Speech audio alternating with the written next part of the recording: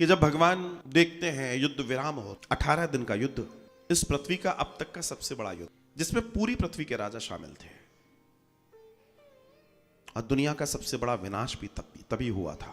और तब जब सब विराम हो गया, सब चीजें निपट गई और युधिष्ठिर जी को गद्दी मिली, उनका राज्याभिषेक हुआ, तब भगवान श्री कृष्ण द्वारिका जाने की तैयारी कर, और जब वे द्वारिका जाने की तैयारी करने लगे तब वे सबसे मिलने गए, और वे तब कुंती से भी मिलने गए। तो वो जब कुंती से मिलते हैं तो भगवान श्री कृष्ण कुंती मां से कहते हैं कि मैं आपको भी कुछ देना चाहता हूं, मांगो बुआ, कुछ मांगो, मैं देना चाहता हूं। आज कुंती भी अलग विचार में है। आज कुंती अपने आप को रोक ना पाई, न जाने कब से रोके बैठी थी, आज नहीं रोक पाई। और कुंती ने अपने हाथों को जोड़ा और सामने खड़े श्री कृष्ण से कुंती कहती है, नमस्ते पुरुषम त्वात्म ईश्वरम प्रकटे परम अलक्ष्यम सर्वभूतानां अंतर्बहिर्स्थितम्। हाथ जोड़ के खड़ी कुंती भगवान श्री कृष्ण के सामने उनसे कह रही हैं कि मेरा प्रणाम स्वीकार कीजिए, मैं आपको जानती हूं, कोई आपको जान पाए ना जान पाए, मैं आपको जानती हूं। कुंती की आंखों में आंसू हैं और कुंती कह रही हैं कि आप आदि नारायण हैं, मैं आपको प्रणाम करती हूं। हालांकि आप सबके अंदर बाहर स्थित रहने वाले हो, आप इंद्रियों और प्रवृत्तियों से देखे न जाने वाले हो। कोई इसको इंद्रियों और प्रवृत्तियों से सोचे कि वो देख ले, समझ ले, तो परमात्मा ना समझ में आएगा। आपने मुझ पे इतनी कृपा की है। आपकी मां के 6 और पुत्र मर गए और वो मरते रहे, वो मरते रहे, वो रोती रही, वो चीखती रही उस कारागृह में,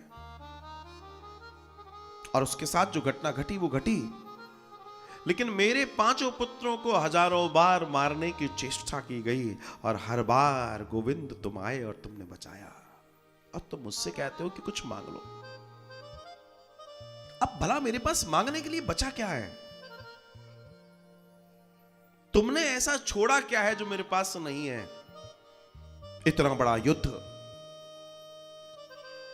1 करोड़ों लोगों की सेनाएं सामने है, तुमने तो अपनी 16 अक्षौहिणी सेना उनको दे दी थी, तुम अकेले थे।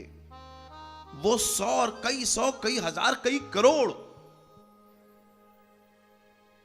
और मैं अकेली, मेरे 5 बच्चे, और तुम। और इस युद्ध को तुमने जीतकर मेरे बच्चों की झोली में डाल दिया, मेरी झोली में डाल दिया, और अब तुम कहते हो कि कुछ मांगो। मुझे कुछ नहीं चाहिए। भगवान को लगा कि अरे ये तो पोल खोल देगी। भगवान ने बातें घुमाने की कोशिश की, अरे नहीं नहीं, कुछ कुछ कुछ मांग लो, मांग लो। जब कुंती ने देखा कि बहुत आग्रह कर रहे हैं, तो कुंती ने एक और बड़ी बात कह दी कि तुम्हारी इतनी इच्छा है तो एक काम करो, जितना दुख अभी तक मैंने जिया है उससे थोड़ा सा बढ़ाकर दुख मेरी जिंदगी में और दे दो, मेरे जीवन में और दे दो।